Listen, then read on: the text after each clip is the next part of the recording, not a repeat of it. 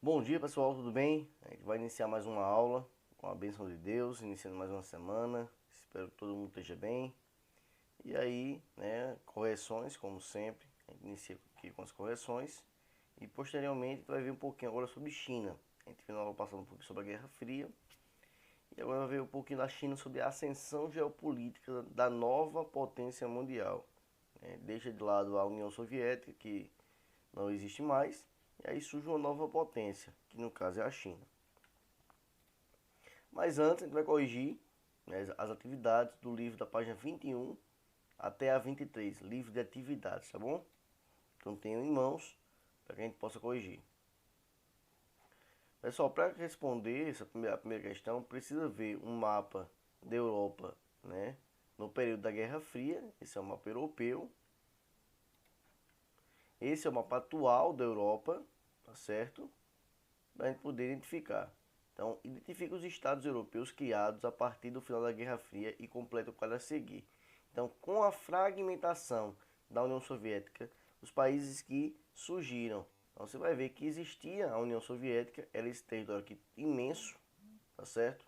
Tudo isso aqui era a União Soviética, até aqui, até a fronteira com a Polônia, né, com a Romênia. Então, tudo isso aqui era a União Soviética. Quando ela se fragmenta, ela surge aqui, ela surge o que? A Rússia, ela surge a Estônia, Letônia, Lituânia, Belarus, Ucrânia, Moldávia, entre outros.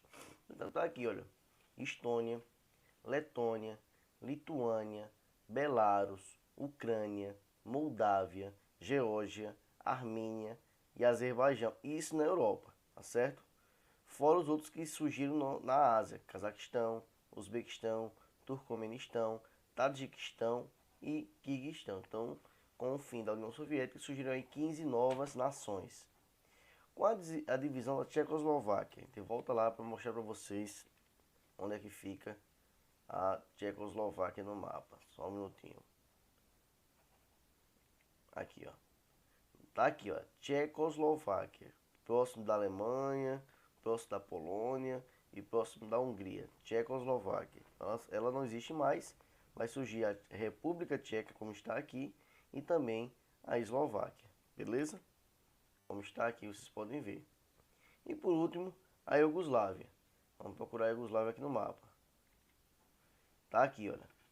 Já no finalzinho aqui no sul da Europa, próximo da Albânia e da Itália, da Bulgária também. Ok? Aí você vai achar vários aqui países. Eslovênia, Croácia, Bósnia e Herzegovina, Sérvia, Montenegro e Macedônia. Olha aqui, Eslovênia, Croácia, Bósnia, Montenegro, Sérvia e Macedônia. Eu não coloquei Kosovo porque não é reconhecido ainda como país. Está aqui, mas não é. Existe esse território, mas pertence ainda à Sérvia. Então por isso eu não coloquei Kosovo e nem está no mapa. Letra B. No mapa da Europa, durante a Guerra Fria, há a marcação de uma linha denominada de cortina de ferro. O que ele separava? Separava o que? Separava a Europa. Dividia a Europa em duas. Uma ocidental, capitalista, influenciada pelos americanos, e a outra socialista, oriental, influenciada aí pela União Soviética. Então é uma divisão da Europa, essa cortina de ferro. A imagem e o texto a seguir correspondem a dois importantes acontecimentos que se relacionam com o contexto europeu no final da Guerra Fria e no início da nova ordem mundial. Então tem um episódio aí, né? O episódio logo degenerou em um conflito sangrento de caráter genocida. Os sérvios cercaram a capital da Bósnia, Sarajevo, e perseguiram muçulmanos e croatas. Apesar de representar apenas 3% da população da Bósnia, os bósnios, de origem sérvia, passaram a controlar 70% do território da Bósnia e Herzegovina. Aí fala um pouquinho sobre a questão aí dos conflitos desses países.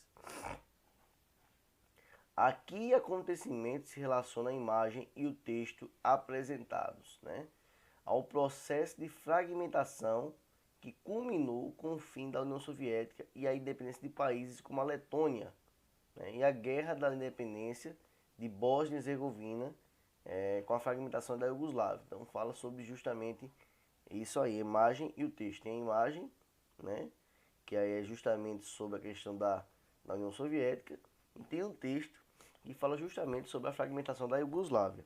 Então fala sobre esses dois temas aí, a imagem e o texto. Próximo.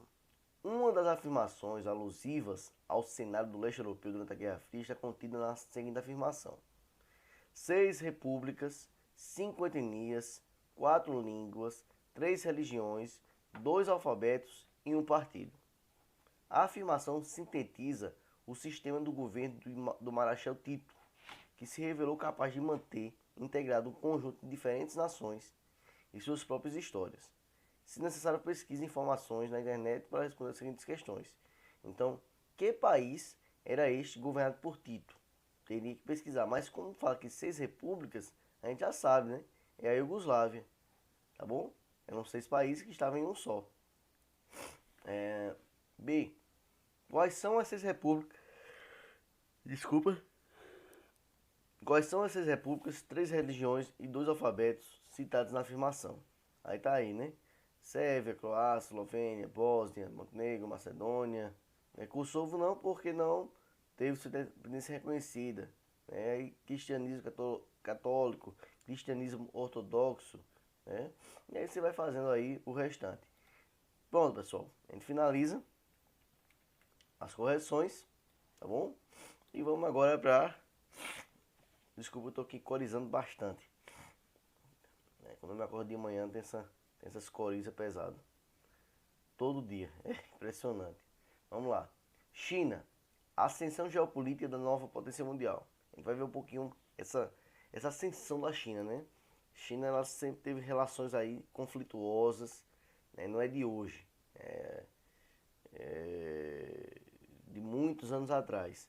Durante o período das grandes navegações, no século ainda XVI, os portugueses conseguiram negociar com o governo chinês. Existia uma negociação para atuar em alguns portos, como no caso de Macau. Que, inclusive Macau, pessoal, que hoje pertence à China, já foi aí, já pertenceu a Portugal.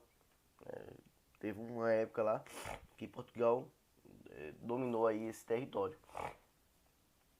E aí a China sempre negociava com o Reino Unido, com os países ocidentais, isso lá atrás, né? Com a Revolução Industrial, os ideais britânicos de liberdade comercial esbarravam nas restrições chinesas. Isso já no século XVIII. Saímos do 16, entramos no 18. Que não se interessavam muito na aquisição de produtos manufaturados dos europeus. Então a China não tinha interesse nenhum nos produtos, né, dos europeus. Contudo, o Reino Unido estava conseguindo comercializar com sucesso o ópio produzido na principal colônia britânica na Ásia, o Indostão. A tentativa chinesa de restringir esse comércio gerou a Guerra do Ópio, né? Nas quais as vitórias inglesas causaram enorme prejuízo econômico para o Império Chinês. Inclusive nessa vitória aqui do ópio, nessa guerra que o Reino Unido venceu a China, ele ficou tomando posse de um território chinês, que foi Hong Kong, que foi reanexado à China recentemente. A modernização da China ocorreu de fato, né, na década de 70. Então até aí a China tinha esses conflitozinhos, tinha essa instabilidade, era um país fechado economicamente. Mas aí em 70 houve uma modernização da economia chinesa. Houve um aumento, né, de suas relações econômicas e culturais com muitas nações. Ok? Tensões e conflitos internos. A abertura econômica chinesa não foi acompanhada pela democratização do país, ou seja, a China ela abre seu mercado, ela começa a comercializar, né, de fato virou um país capitalista. Então começou a comercializar com o mundo, crescer economicamente. Hoje é uma potência mundial, porém essa abertura econômica não veio acompanhada de uma democracia. O país ainda hoje, politicamente, segue um regime comunista. Não teve ainda, não foi desvencilhado desse regime. É um partido único. A população segue aí sem liberdade de expressão. É um regime pesado. Inclusive, agora, recentemente, uma médica lá chinesa denunciou, não sei se tem provas ou não, que o coronavírus foi fabricado em laboratório e foi propagado pelo governo chinês. Essa médica está refugiada nos Estados Unidos. Ela não pode ficar lá, porque se ela ficar lá, com certeza vai ser exilada, vai ser presa ou até morta, quem sabe, né? O primeiro médico que anunciou sobre o coronavírus também não foi morto, né? Ele morreu depois do coronavírus, mas ele sofreu repressões aí do governo chinês, logo no início da pandemia. Então vejam só que situação. No período em que o mundo assistiu ao colapso do socialismo, que de fato acabou, né? Os chineses também tentaram enfrentar o regime comunista lá, o PCC. Milhares de pessoas aí foram para a Praça da Paz Celestial, em Pequim, reivindicando maior abertura política e protestando contra a corrupção. O governo chinês considerou a manifestação como conspiratória, pois o objetivo era derrubar o regime e reprimiu. O confronto ficou conhecido como Massacre da Praça da Paz Celestial. Massacre da Praça da Paz Celestial. E vitimou aí milhares de pessoas, né? Inclusive, estima-se que 800 pessoas morreram. O episódio deixou claro que o governo chinês não estava disposto a seguir o mesmo caminho de abertura política traçado pelos outros países da União Soviética. Depois daquele dia, apenas os habitantes de Hong Kong, em 2014, ousaram desafiar. Também foram reprimidos, né? Sem sucesso. E aí, olha, atualmente, páginas de internet são vigiadas, sites são bloqueados para acesso ao povo chinês. Então, é como se fosse uma ditadura, né? É como se fosse uma ditadura, mas uma ditadura moderna. Mas algumas liberdades, como por exemplo de expressão, são proibidas praticamente lá na China. Pessoal, as diferenças culturais, a China tem uma diferença cultural muito grande. Para você ter uma ideia, são faladas aí mais de 80 línguas no país. Ainda conta com 20 tipos de escritas diferentes. Então é uma miscigenação. A gente sabe que a maioria da população chinesa é de etnia Han, a maioria esmagadora. Mas da minoria aí, temos várias línguas, vários povos ali misturados. E aí surge a existência de regiões separatistas que querem separar, por não se sentirem pertencentes ao povo chinês. Uma delas é essa Xinjiang. Está aqui, olha. Essa região aqui todinha. É uma região grande, né? É um território grande ali que faz divisa com a Mongólia, com o Cazaquistão, Quirguistão. Lembrando que tudo isso aqui, inclusive essa região aqui, é China. É China. Mas nessa região chinesa aqui, existe um povo que quer se separar, quer possuir esse território aqui, tá bom? A maioria da população dessa região, né, não é da etnia Han, é do povo muçulmano uigur. São comuns eclosões de manifestos separatistas, devido às diferenças socioculturais e às queixas dos uigures da discriminação por eles sofrida e pelos insuficientes investimentos econômicos e infraestrutura por parte do governo central. Então essa aqui já é uma região também separatista. A gente vai ver outra, que é bastante conhecida, que é o Tibete. É o Tibete, né? Aqui, olha, essa região aqui fica um pouco mais abaixo, que é bem próximo daquela região que a gente acabou de ver, né? Então aqui o Tibete é uma região também grande, né? Antes de ser invadido pela China, em 50, o Tibete era um país livre, com cultura própria e influenciada fortemente pelo budismo. Após a anexação chinesa, foram marcadas pela violenta repressão aos tibetanos. Então teve muita repressão aí, obrigando o líder máximo, que é o Dalai Lama, acho que já ouviram falar, pode não conhecer, mas já ouviram falar com certeza, do Dalai Lama, na ocasião ainda muito jovem, a fugir do país em 59. Então ele fugiu, né?